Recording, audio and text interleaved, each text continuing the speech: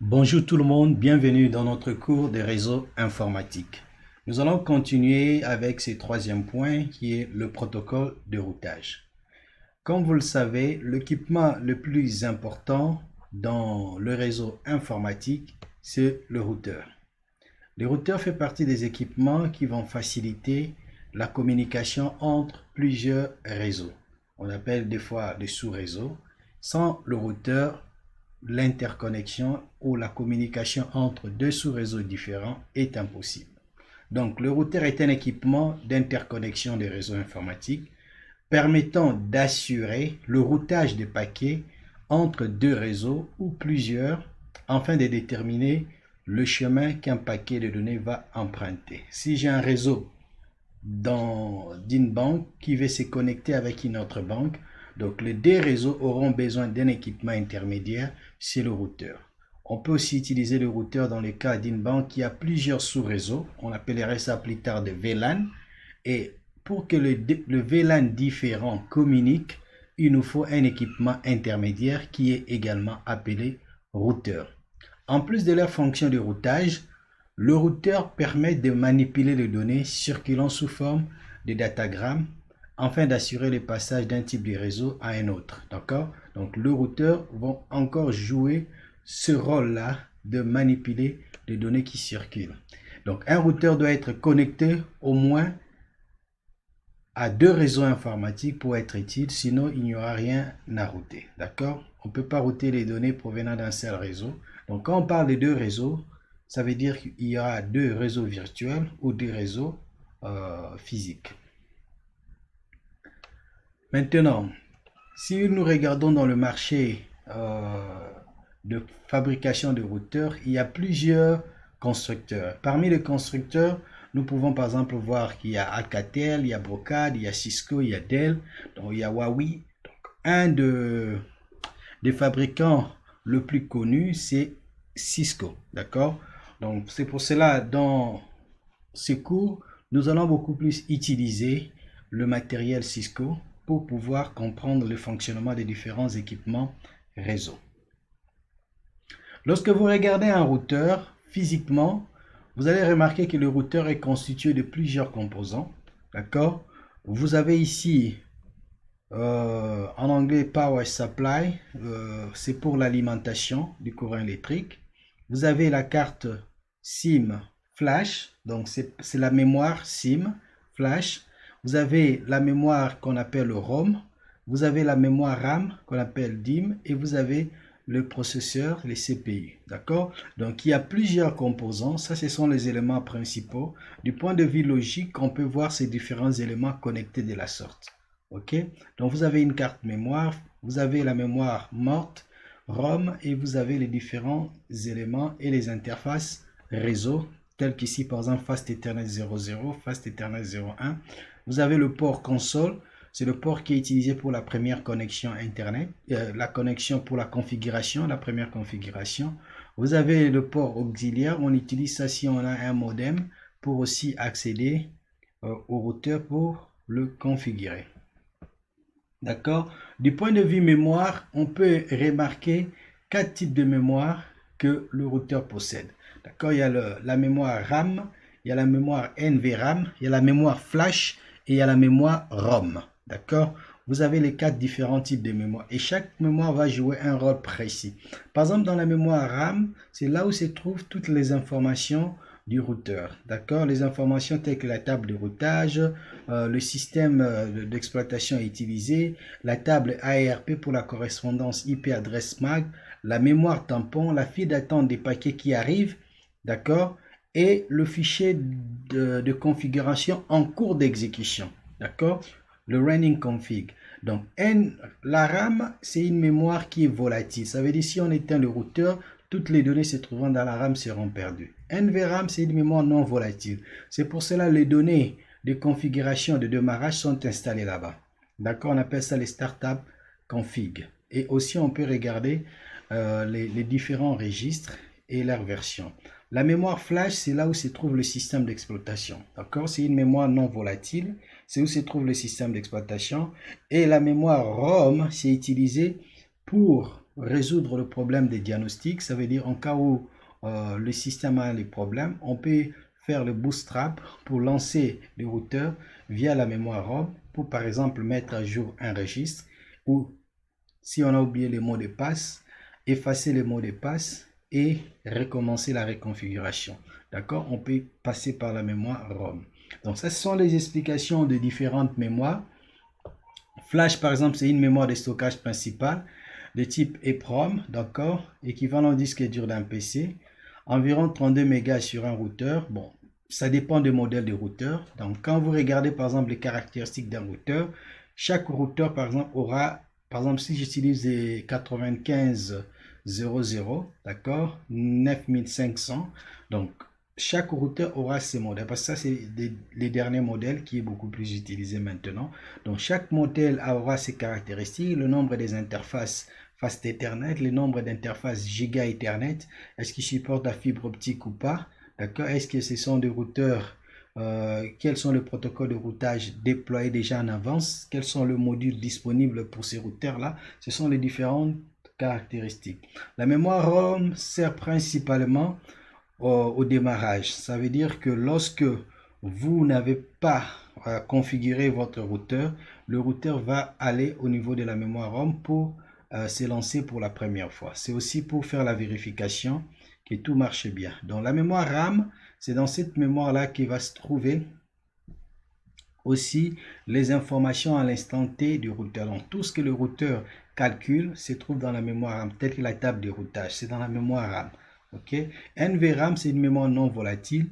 La configuration, si un routeur a été déjà configuré pour la première fois et que cette configuration est sauvegardée, donc la configuration du routeur se trouvera dans NVRAM. Donc que fait le routeur?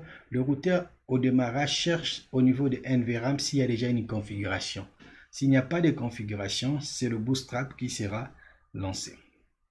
D'accord? Donc vous avez les différentes interfaces du routeur. Si vous tournez le routeur, derrière vous remarquerez il y a des ports Fast Ethernet. Maintenant il y a des ports Giga Ethernet. D'accord? Il y a des ports serial que vous voyez. Il y a le port console pour configurer pour la première fois. Il y a le port auxiliaire. Donc ça c'est la boîte d'alimentation, l'interrupteur. Et vous avez ici pour coordonner, pour brancher votre courant électrique pour alimenter le routeur, la prise d'alimentation. D'accord? Donc le routeur est constitué de plusieurs éléments. Pour la première fois, configurer un routeur, c'est simple. Si vous avez le port console, qu'est-ce qu'il faut faire? Il faut chercher un câble qu'on appelle ça les câbles console. C'est un câble qui a deux extrémités différentes. L'une des extrémités a le connecteur DB9, ça veut dire il y a 9 pins, d'accord? L'autre extrémité a le connecteur RJ45. Donc c'est un câble qu'on appelle le câble console. Donc la partie RJ45 sera connectée à l'ordinateur et la partie DB9, plutôt RJ45 sera branché au routeur au port console et DB9 sera branché dans le port COM de votre ordinateur. Donc il faut que l'ordinateur possède le port COM. Et vous aurez besoin d'installer un petit logiciel qu'on appelle Hyperterminal ou PADI. PADI c'est P-I-T-T-Y que vous pouvez installer pour avoir un réseau qui fonctionne bien. Maintenant, vous pouvez aussi utiliser le port auxiliaire, mais seulement il faut avoir le modem qui va permettre la liaison avec votre terminal de configuration. Au cas où le routeur a été déjà configuré pour la première fois, vous pouvez utiliser le port virtuel VTY, d'accord? Si on fait par exemple du Telnet ou du SSH, on va utiliser le VTY. Pour faire le VTY, le routeur déjà doit être configuré, d'accord? Et permettre l'accès à distance via VTY pour faire soit du Telnet ou du SSH. C'est conseillé beaucoup plus de faire du SSH parce que le Telnet n'est pas sécurisé. Tout le monde peut écouter vos trafics. Il y a aussi les serveurs TFTP. C'est dans les serveurs qu'on peut stocker les différentes images du routeur. On peut stocker aussi les différentes configurations. Donc, je peux configurer mon routeur pour au démarrage qu'il aille chercher la configuration au niveau du serveur TFTP. Donc, certains routeurs donne aussi la possibilité de faire la configuration en mode graphique. D'accord? Vous pouvez utiliser le routeur pour configurer directement en faisant des clics. C'est-à-dire que vous allez d'abord activer le serveur web au niveau du routeur. Une fois le serveur web est activé et que le routeur a déjà une des interfaces configurées avec adresse IP, vous pouvez accéder au routeur via l'interface web et paramétrer le routeur, d'accord? Parce qu'il y a certains routeurs Cisco qui ne vous donnent pas l'accès en mode console, mais qui vous donnent juste l'accès en mode web, d'accord? Parce qu'il y a déjà une adresse IP par défaut pour le routeur. Donc, il y a plusieurs moyens de configurer le routeur comme on a insisté. Donc, on peut utiliser le port console, on peut utiliser le port auxiliaire, on peut utiliser le VTY pour créer des terminaux virtuels.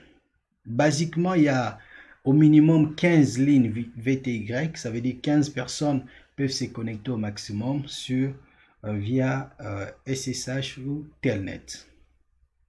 Le port qu'on utilise souvent, c'est le port RJ45 ou le port serial, d'accord? La ligne qu'on utilise, c'est souvent le VTY ou le console pour configurer le routeur. Donc, le routeur peut avoir plusieurs interfaces de type Ethernet, de type Fast Ethernet, de type Giga Ethernet ou de type serial, d'accord? Ces interfaces interviennent au niveau de la couche 2 et 3. On peut aussi avoir le serveur qu'on appelle TFTP. Donc, c'est un serveur que j'ai dit tout à l'heure dans lequel nous pouvons stocker les informations de base du routeur. D'accord? Tout ce qui concerne le routeur sera stocké dans ce serveur-là et vous pouvez l'utiliser pour configurer le routeur. Ça veut dire qu'il y aura une instruction pour lui dire va dans le serveur TFTP. Donc, je vais lui dire copie par exemple TFTP vers le running config. Et lorsque je clique sur Entrée, qu'est-ce que le routeur va faire? Il va me demander l'adresse IP du serveur TFTP. Il va me demander le nom du fichier que je veux qu'il va aller chercher dans le serveur TFTP. Une fois qu'il le prend, il va copier la configuration de ce fichier, dans le running config. Et par la suite, nous pouvons manipuler pour sauvegarder ça dans le startup config. OK? Donc, vous pouvez aussi utiliser le navigateur web, comme j'ai dit. Donc, le routeur, lui, il vous donne une commande, c'est le IP HTTP server. C'est la commande qui permet d'activer le serveur web qui est par défaut déjà installé dans le routeur. D'accord? Et vous allez connecter votre PC au routeur. À partir du routeur, vous allez taper l'adresse IP que le constructeur vous a recommandé si vous voulez utiliser le IP HTTP pour la première fois. Mais si le routeur a été déjà configuré et que l'une des interfaces a déjà une adresse IP, vous pouvez directement accéder via cette interface qui est connectée à votre PC. OK?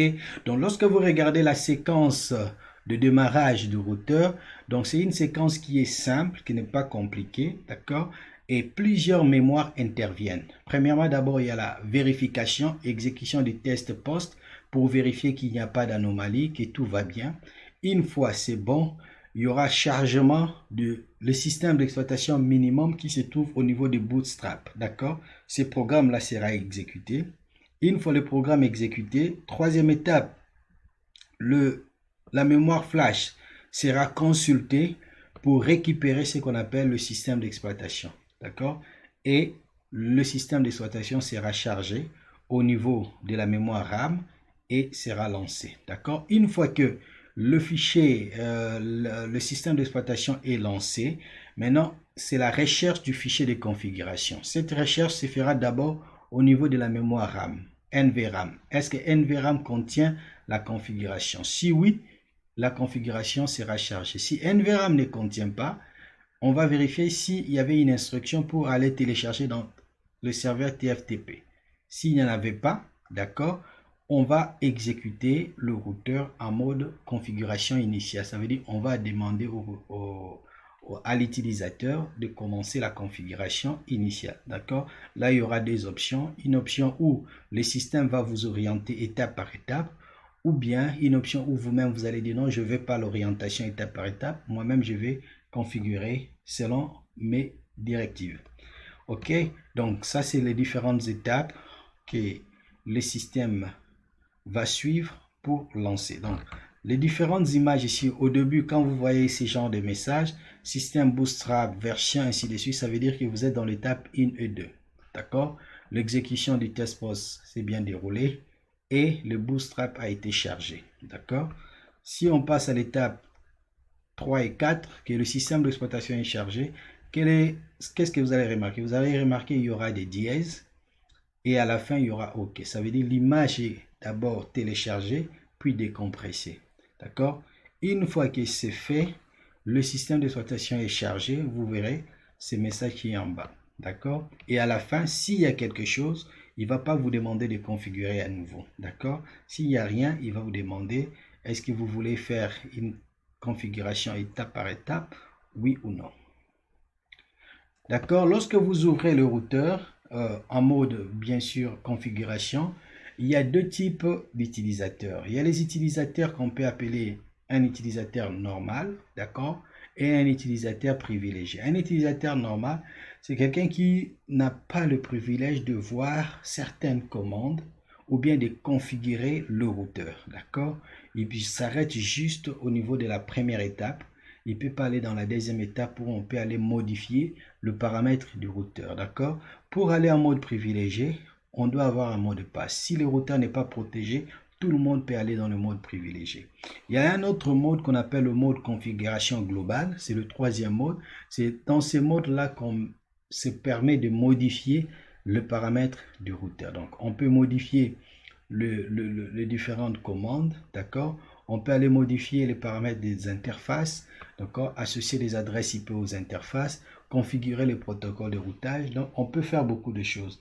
Donc, on peut facilement remarquer cela en regardant juste les symboles qui est après le mot routeur. Si je suis en mode utilisateur, ça veut dire que je n'ai pas assez de privilèges. J'aurai une flèche orientée vers la droite.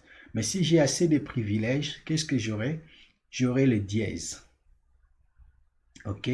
Donc, pour passer en mode routeur, utilisateur et en mode privilégié, on tape la commande enable. Donc, enable va nous aider à aller en mode privilégié. Si le mode était protégé par un mot de passe, il va vous demander de saisir le mot de passe. C'est ce qui est recommandé à faire.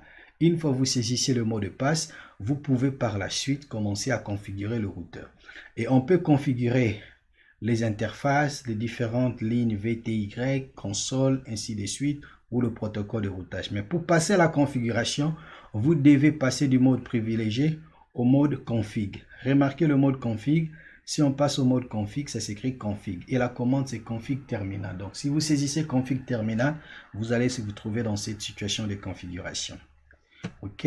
Donc, le passage de mode utilisateur, c'est-à-dire quelqu'un sans privilège à un mode privilégié, il faut taper la commande enable. Donc, tout ce que vous voyez en rouge ici, ce sont les différentes commandes pour passer d'un niveau à un autre. D'accord? Pour passer de mode privilégié à mode configuration globale, c'est configure terminal. OK? Pour retourner vers le mode privilégié, je ne veux pas configurer, je vais sortir, je vais taper la commande exit. Si je vais revenir vers l'utilisateur normal, je tape la commande disable. Mais si je veux vraiment quitter, je tape exit. Si je suis à ce niveau, totalement, je serai déconnecté. Je reviens au niveau du mode console et il va me demander encore le mot de passe si je veux me connecter, si le mot de passe était là. Et à partir du mode configuration globale, on peut aller dans chacune de modules pour configurer par exemple les différentes lignes, pour configurer par exemple les différentes interfaces, pour configurer le routeur et ainsi de suite. Donc, maintenant nous allons attaquer la configuration, d'accord? Donc, lorsque vous avez un routeur, vous pouvez parcourir le routeur pour voir si le routeur a été configuré ou pas, d'accord?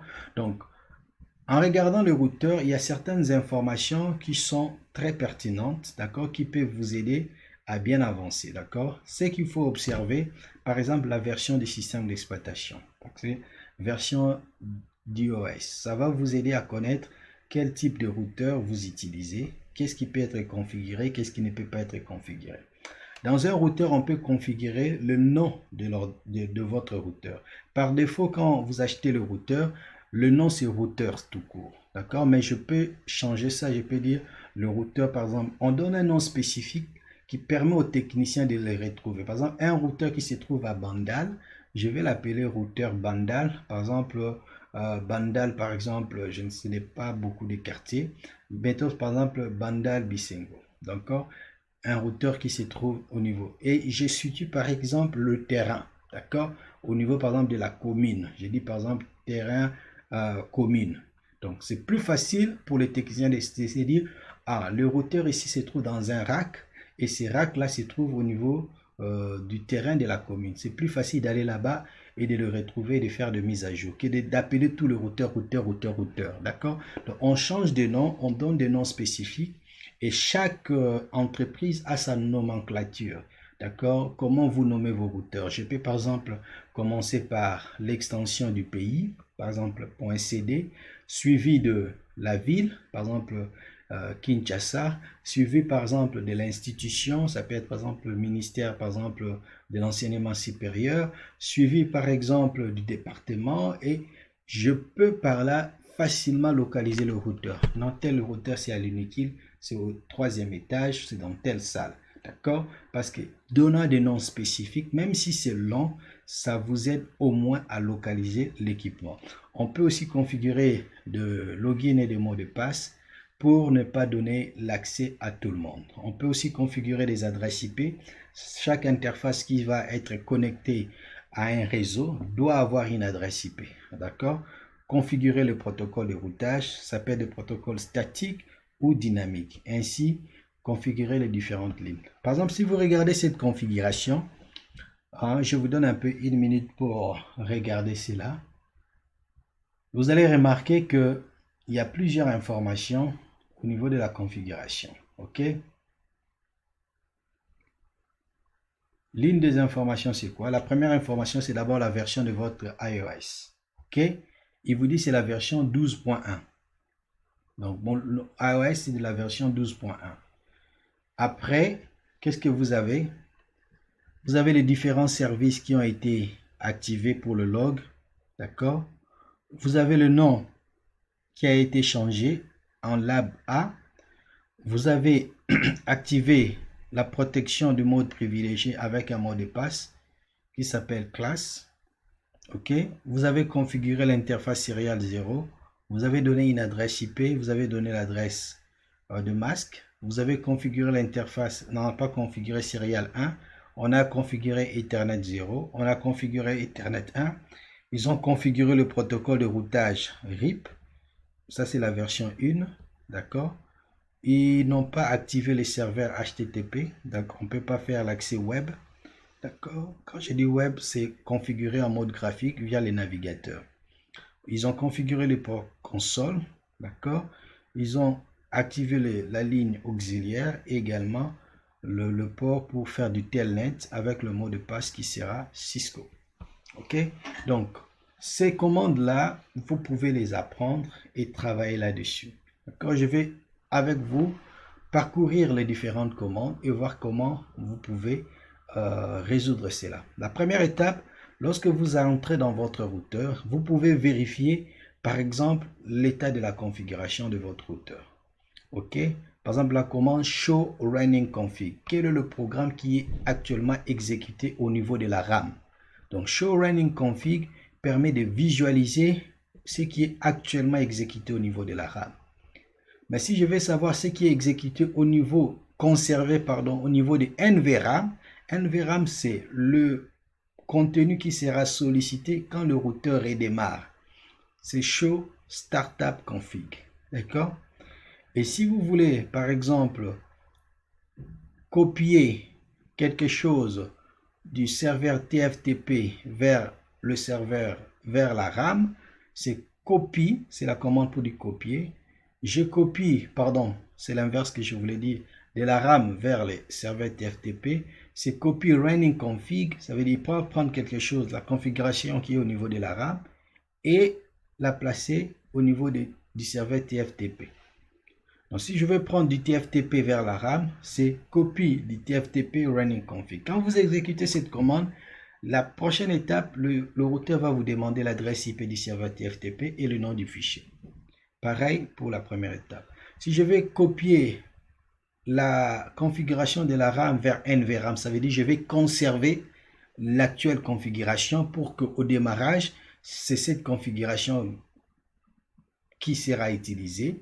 Donc, je vais faire la commande copy running config vers startup config. D'accord? Donc, il y a un ensemble de commandes que vous devez commencer à vous habituer pour manipuler le routeur. De même aussi, au lieu de copier vers le running config, on peut remplacer le running config par les startup config. Ça veut dire du TFTP directement vers NVRAM sans passer par la RAM. Donc, pour copier, c'est la commande copie. Par exemple, de running vers les TFTP, je conserve mon actuelle configuration dans le serveur TFTP. Une fois que j'appuie Entrée, le routeur va me demander l'adresse IP de mon serveur et il va me demander quel est le nom que je vais donner à cette configuration. Je lui donne ce nom-là et il va l'enregistrer au serveur TFTP. D'accord? Maintenant, si vous voulez copier votre configuration actuelle qui est au niveau de la RAM, conservez cela dans le fichier startup config. Donc c'est copy running config startup. Il va vous demander est-ce que vous voulez garder le même nom. Juste appuyer OK, OK et c'est bon. Pareil pour le TFTP vers le running config.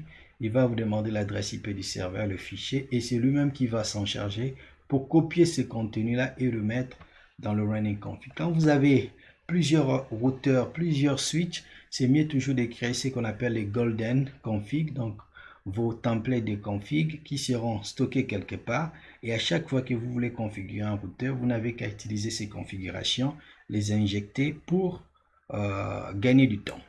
Okay? Donc il y a plusieurs commandes qu'on va apprendre. Une des commandes à apprendre comment configurer le mot de passe. D'accord?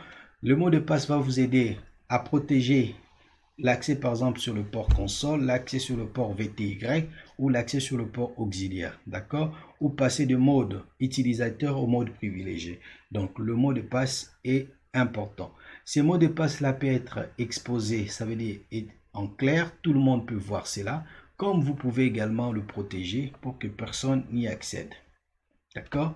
Donc pour configurer le port console, la commande c'est toujours line espace le nom de l'interface que vous voulez configurer. Line espace console ou line espace auxiliaire ou line espace VTY. D'accord? Et le numéro. Et après, il vous demandera de configurer le mot de passe. Le mot de passe sera password et vous donnez le mot de passe. Et la troisième commande sera la commande login pour dire que voilà, l'authentification sera active sur la ligne. D'accord? Par exemple, ici, on fait line console. J'ai un seul port console. Si j'avais deux ports console, le premier port, c'est le numéro 0. Le deuxième, c'est le numéro 1. Comme j'ai un seul port console, j'ai seulement le numéro 0.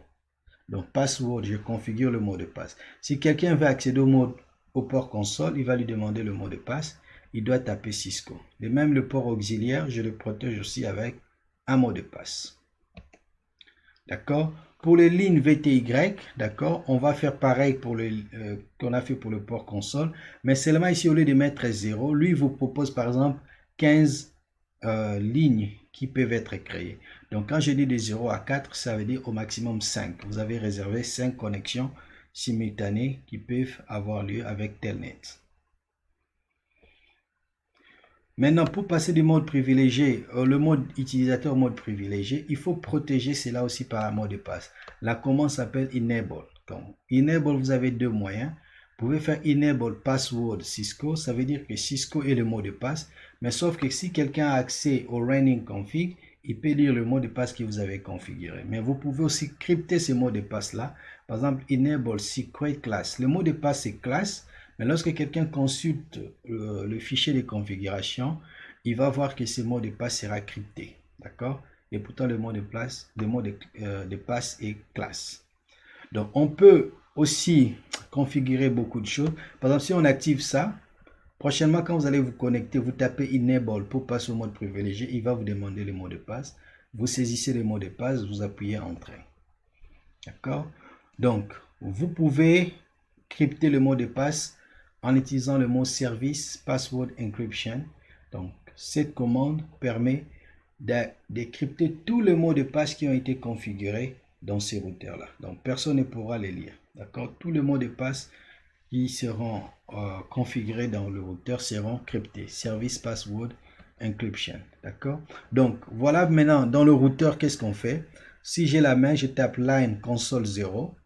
Je vais le login, c'est pour s'authentifier et je donne le mot de passe. Pour le VTY, c'est pour faire le telnet 0 à 4. Si je ne configure pas le VTY, vous ne pouvez pas accéder à distance au routeur. D'accord? Souvent, on ne se trouve pas toujours au boulot. On est à la maison, on travaille à distance. On me dit, voilà, il y a un problème, le routeur ne marche pas bien. Donc, je dois de la maison me connecter à ces routeurs-là pour pouvoir accéder, voir la configuration. Mais si je n'ai pas activé le VTY 04, je ne pourrai pas accéder. Donc, je protège aussi l'accès au mode privilégié avec un mot de passe et j'encrypte tout le mot de passe pour que rien ne soit au clair. D'accord? Quand vous saisissez au clair, mais lorsque vous visualisez, vous ne voulez pas que tout le monde sache quel est le mot de passe que vous avez inséré. Donc, pour cela, vous allez mettre ce qu'on appelle le service Password Encryption. D'accord? Donc, le routeur, on peut faire d'autres configurations. On peut configurer aussi le nom du routeur. On peut configurer aussi des messages qu'on appelle des bannières. Lorsque vous vous connectez, il y a un message qui s'affiche. Donc, il peut vous donner des détails ou des directives. On peut configurer aussi chaque interface du routeur. D'accord? Passons maintenant à ces configurations. Comment on change le nom du routeur? Le mot-clé, c'est hostname, lab. A, par exemple, le routeur ne s'appellera plus routeur, automatiquement lab A. Je peux mettre ça Matadi Centreville. D'accord? Le routeur va s'appeler Matadi Centreville. Seulement, il ne faut pas laisser les espaces entre le nom. Il faut le coller ou bien mettre des tirets ou bien les souligner avec des tirets de 8. D'accord? Donc, on peut créer aussi des bannières. Pour créer une bannière, c'est le mot-clé banner. D'accord? MOTD, d'accord, et vous mettez votre message, d'accord. Le symbole qui va m'aider à ouvrir le message doit être le même symbole qui sera utilisé à la fin. Donc ici, par exemple, j'utilise dièse accolade, donc je dois utiliser aussi l'accolade dièse à la fin. Je peux utiliser un autre symbole, ici par exemple double cote, je dois utiliser aussi double cote à la fin. D'accord? Ça, c'est la configuration de bannière. D'accord? On peut modifier les interfaces du routeur. Pourquoi on configure les interfaces? Parce que dans l'interface, dans le port en question, est branché un câble. D'accord? Toute interface dans laquelle est branché un câble doit avoir une adresse IP. Je peux avoir un routeur avec 5 interfaces. Il n'y a que 2 interfaces qui sont branchées. D'accord? La première interface, c'est la connexion du switch du réseau local vers le routeur. Et la deuxième connexion, c'est mon routeur vers le provider, le fournisseur d'accès Internet. Donc, j'ai 2 interfaces. Une interface qui regarde en interne, une interface qui regarde vers l'extérieur. Mais en réalité, du point de vue physique, je peux avoir 10 ou 15 interfaces dans mon routeur.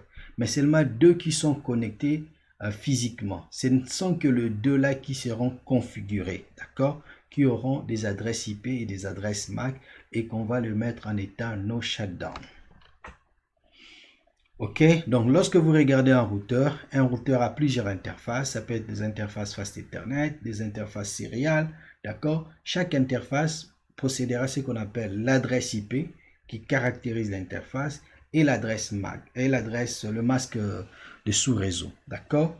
Le masque de sous-réseau, on utilise souvent les /24, /32, /16, /8, /12, /22.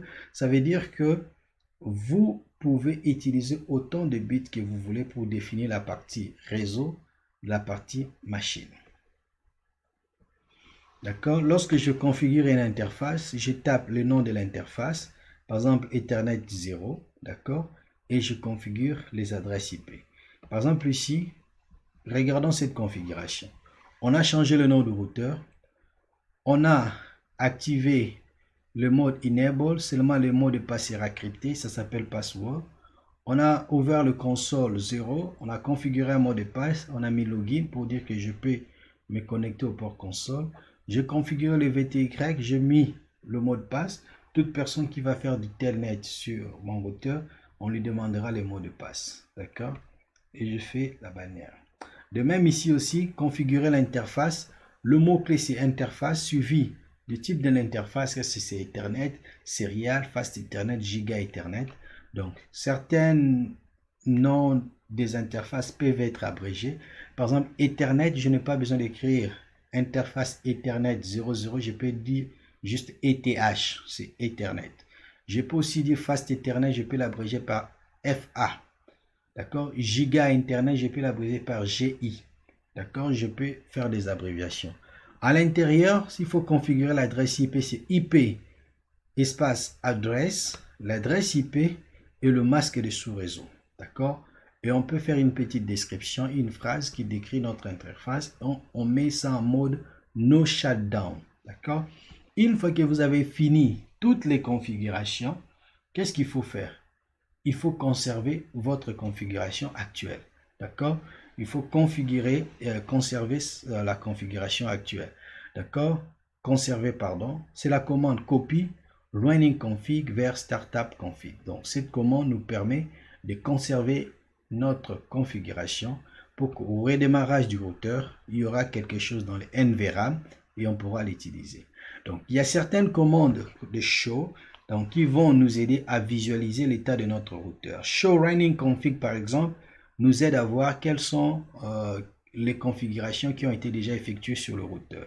D'accord? Show IP route nous donne les informations sur la table de routage. Donc, show IP interface brief nous liste toutes les interfaces du routeur et leurs valeurs. Ça veut dire ceux qui ont été configurés, on verra les adresses IP, les adresses MAC, si l'interface est dans quel état, up ou down. D'accord? Show interface vous donne juste le nom des interfaces sans le détail des informations, d'autres informations. Donc, je vais rapidement passer en utilisant juste un simulateur qui va vous être utile, d'accord? Le simulateur que je vais vous montrer, c'est juste le simulateur qu'on appelle le paquet Tracer, ok? Donc, c'est un simulateur qui va vous aider à bien comprendre l'utilisation de votre routeur. Donc, avec paquet Tracer, qu'est-ce qu'on fait? D'accord? Comme vous le voyez, c'est le logiciel qui va nous aider dans l'environnement Cisco à configurer nos routeurs avec un simulateur. D'accord? C'est juste un simulateur, c'est pas vrai. C'est juste un programme qui nous aide à maîtriser les commandes de base. Donc, si vous n'avez pas de vrai routeur, de vrai switch, au moins passez du temps avec un simulateur. L'un des simulateurs que je vous recommande, c'est Cisco Packet Tracer. Il y a le GNS 3. C'est aussi un très bon simulateur, donc plus avancé que Packet Tracer, mais Packet Tracer peut déjà faire l'affaire. Donc ce que je vais faire ici, je vais juste vous faire une petite démonstration. Donc je vais déplacer le routeur, d'accord. Donc vous pouvez cliquer ici sur le network, vous avez les différents équipements. Donc je vais déplacer le premier routeur, je vais déplacer le deuxième routeur, d'accord. Je vais chercher un PC. Donc je clique ici, vous avez la liste des PC. Je vais prendre ce serveur. Je vais le mettre ici et je vais déplacer un ordinateur, juste un ordinateur. Je vais chercher un switch, d'accord. Pour avoir le switch, je clique encore sur les différents routeurs et dans le routeur il n'y en a pas, je clique sur le switch, c'est lui là en bas, je prends le 2960, d'accord. Donc paquet Tracer est divisé de la sorte. La zone blanche ici que vous voyez au milieu, c'est la zone de travail. C'est là où vous allez modéliser votre architecture réseau, d'accord, pour la simulation. Et la zone qui est en bas, c'est la zone où se trouvent les différents matériels dont vous avez besoin. D'accord? Par exemple, le PC, le routeur. D'accord? Vous cliquez ici, il vous donne qu'est-ce que vous cherchez. Je veux un PC, je veux un routeur. D'accord? Et vous avez les câbles qui est là. D'accord? Dans le câble, par exemple, on a besoin d'un câble parallèle entre l'ordinateur et le switch. On a aussi besoin d'un câble parallèle entre le switch et le routeur. D'accord? Et on a aussi besoin d'un câble parallèle entre, plutôt un câble croisé entre le routeur et le serveur. Parce qu'il n'y a pas de switch au milieu, c'est un câble croisé. Donc, entre deux routeurs, on peut utiliser un câble aussi croisé, mais je vous montrerai plus tard, on aura besoin d'un câble qu'on appelle le câble sérial. Ok? Donc, si vous avez ça, qu'est-ce qu'il faut faire? Il faut accéder au routeur, configurer le routeur 1, configurer le routeur 2, configurer les switches, configurer les PC. Mais pour la première fois, nous allons simuler que nous allons configurer avec le port console. Donc, je clique le port console de RS232, je vais vers le routeur, je clique sur le port console, d'accord? Donc, le simulateur vous donne deux possibilités. La première possibilité, ça veut dire vous pouvez cliquer sur le routeur, le PC, pardon, aller vers le desktop où se trouve vos logiciels, sélectionner l'hyperterminal, d'accord?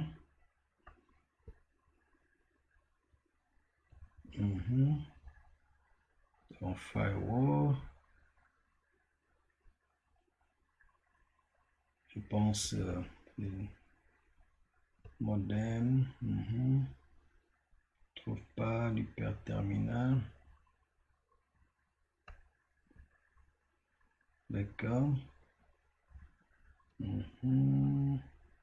Ça fait un peu longtemps, j'ai configuré ça. Donc les terminals, oui c'est ça. Donc vous cliquez sur les terminals et vous cliquez OK. D'accord? Il vous amène directement au niveau du routeur. Et il vous demande, comme il n'a pas trouvé les configurations, il dit, est-ce que vous voulez entrer les configurations initiales par dialogue? Ça veut dire étape par étape. Non, je ne veux pas de ça. D'accord? Il vous retourne la main, entrez deuxième fois. Vous avez la main. Si vous regardez bien, je vais un peu essayer d'aller en mode préférence. Est-ce qu'on peut pas augmenter la taille? Parce qu'il me semble que cette taille elle est petite. Je choisis 20.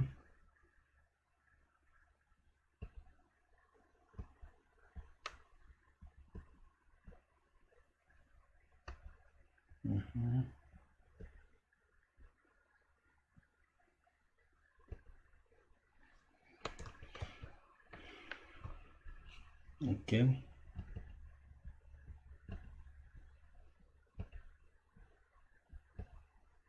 Donc j'ai toujours la même taille. Bon, je reviendrai après. Donc je ne sais pas, j'ai l'impression que la fenêtre en question n'est pas partagée. Ok. Donc donnez-moi quelques minutes. Je vais juste faire quelque chose. Ok.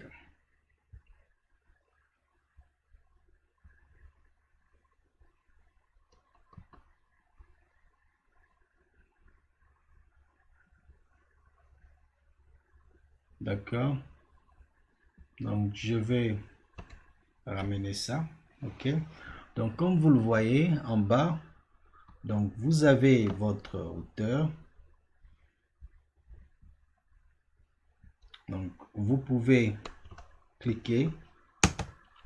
Je fais enable. D'accord. Et je suis en mode routeur. D'accord. Dans ce mode-ci, je peux configurer le routeur. Donc pour configurer, c'est configure terminal, mais là, ça c'est juste au début. Mais après, vous pouvez donner la forme abrégée. Configuration, pardon. Et je suis en mode config. Donc je peux par exemple faire enable password. Je donne le mot de passe Cisco. Ok. Et je fais exit. Exit. D'accord. Si je fais enable, il va me demander le mot de passe. Avant, il n'avait rien demandé. Maintenant, il demande. Et je tape Cisco. D'accord. Je peux changer le nom du routeur. Je l'appelle host name. Je l'appelle ça ISPT. Kin. Entrée. Donc j'ai mis l'espace ici, ce n'est pas conseillé, je mets le tiret de 8. Oh, pardon. Il faut d'abord aller en mode config terminal. D'accord. Et une fois que je suis en mode config, je tape hostname ispt kin. Ok. Et vous remarquez que ça a changé. En bas ici, nous avons ispt kin. D'accord. Ça a totalement changé comparé à la valeur d'avant. Ok. Donc, vous pouvez faire d'autres configurations. On peut quitter, exit. D'accord. Je peux faire show running config. Je vais connaître la configuration actuelle. Voilà, la version c'est le 16.1. Le password enable c'est en clair. D'accord. Donc tout le monde le voit. D'accord. Et pour l'instant, je n'ai pas configuré grand chose. Mais je rentre encore en mode config. Je fais juste taper config ter. D'accord. Configuration terminale. Je fais quoi? Je tape le service password encryption. Ok. J'ai fait crypter tout le mot de passe. Regardons maintenant. On va dans show running config. Et là où il y avait le password, vous voyez, le mot de passe n'est plus visible. Avant, on voyait Cisco, mais parce que j'ai fait l'encryption, le mot de passe n'est plus visible. Donc, ce que je voulais vous dire, c'est que vous pouvez accéder au routeur et commencer à les configurer. C'est simple. Alors, pour configurer, conf espace terminal. Donc, vous êtes en mode config, il faut avoir ça. Et ici, vous pouvez tout faire. Si je vais configurer une interface, je vais mettre interface, le nom de l'interface Ethernet 00 et je peux configurer. D'accord? Donc, nous allons dans la suite de ces cours apprendre à configurer les interfaces, apprendre à configurer les autres éléments de votre routeur. Donc, je reviens ici pour dire que vous avez la possibilité de changer le paramètre du routeur. Donc, si vous venez par exemple ici, comme on l'avait dit, donc on n'a plus besoin de cette interface. Ok. Donc, vous pouvez également au niveau du routeur directement cliquer sur le routeur. D'accord.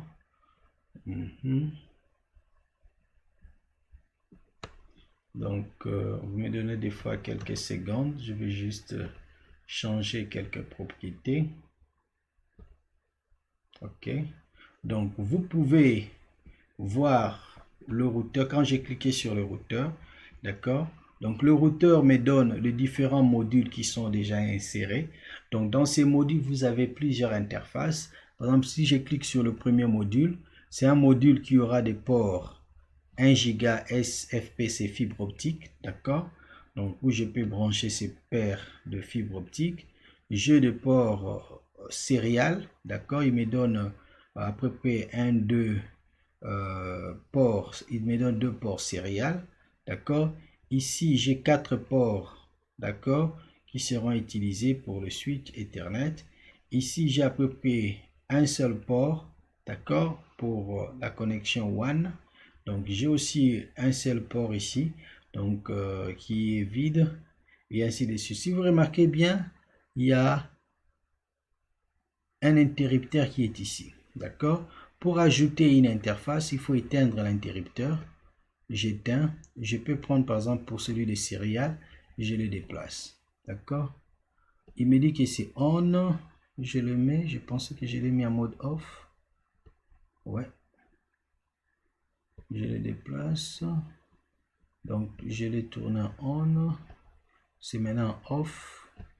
Je le déplace. Ok, c'est bon. Et je le ramène en on. D'accord? Vous avez config. Ça vous permet aussi de configurer manuellement. D'accord? Vous pouvez configurer manuellement ici. Ou vous pouvez aller en mode graphique. D'accord? Ces modes vous permettent de faire quoi? De configurer la même chose qu'on avait fait avant. Je tape no. D'accord, je tape no. Donc, j'ai l'accès à mon routeur. Je tape enable. si vous tapez une commande qui n'est pas reconnue, il va vous dire que la commande n'est pas reconnue parce que l'interpréteur n'a pas assez de commandes là dans sa liste. Il va vous présenter ces messages d'erreur. Vous allez attendre quelques minutes par la suite. Mais on peut désactiver si, au lieu d'aller consulter les serveurs, si une commande n'est pas connue, c'est juste un message d'erreur et on passe. Parce que ça nous fait des fois bouffer du temps. Ok, attendons quelques minutes. Le temps que le serveur puisse répondre que la commande n'existe pas.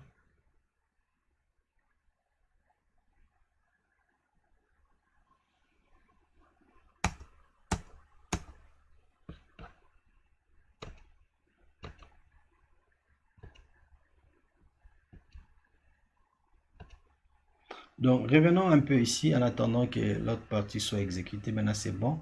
Donc, ici, la même chose que je fais dans le mode graphique, mode commande, je peux faire ça en mode graphique. Je peux venir ici configurer le protocole de routage RIP. Je peux configurer le VLAN. Je peux ici configurer les interfaces que j'ai dans le système. Par exemple, Serial 030, Serial 031. Donc, en venant ici, donc, je mets Exit. D'accord. Je peux configurer le mot de passe pour Enable Password. Je l'appelle ISPT. OK. Exit. Donc, quand vous faites Exit encore deuxième fois, vous êtes en mode console. Vous dites, je vais aller en mode privilégié. Vous dites non, c'est verrouillé par un mot de passe. Je tape ISPTT. Il va me dire c'est faux. Encore ISPT et c'est bon. D'accord. Donc, ici, le secret, c'est quoi? Apprendre des différentes commandes pour configurer le routeur. Quelles sont les commandes pour changer les noms? Quelles sont les commandes pour changer les adresses IP des interfaces? Quelles sont les commandes pour changer, et ainsi de suite. Donc, nous avons appris dans cette deuxième partie le principe du routeur. C'est quoi un routeur? Il permet d'interconnecter deux réseaux différents. Et le routeur permet également de traiter certains paquets. OK? Et pour configurer le routeur, nous avons besoin d'identifier les différents ports comme le port console ou le port auxiliaire et y accéder au routeur, commencer les configurations de base. Ici, on s'est inspiré du modèle de routeur proposé par Cisco parce qu'on a trouvé que c'est le grand constructeur, c'est lui qui propose plus de routeurs actuellement. Donc, connaître les Cisco nous aidera à configurer n'importe quelle autre solution propriétaire. OK? Donc, je vous remercie pour le temps que vous avez accordé et je vous souhaite bon courage et rendez-vous à bientôt. Donc, dans quelques, disons, jours pour notre prochain chapitre. Au revoir.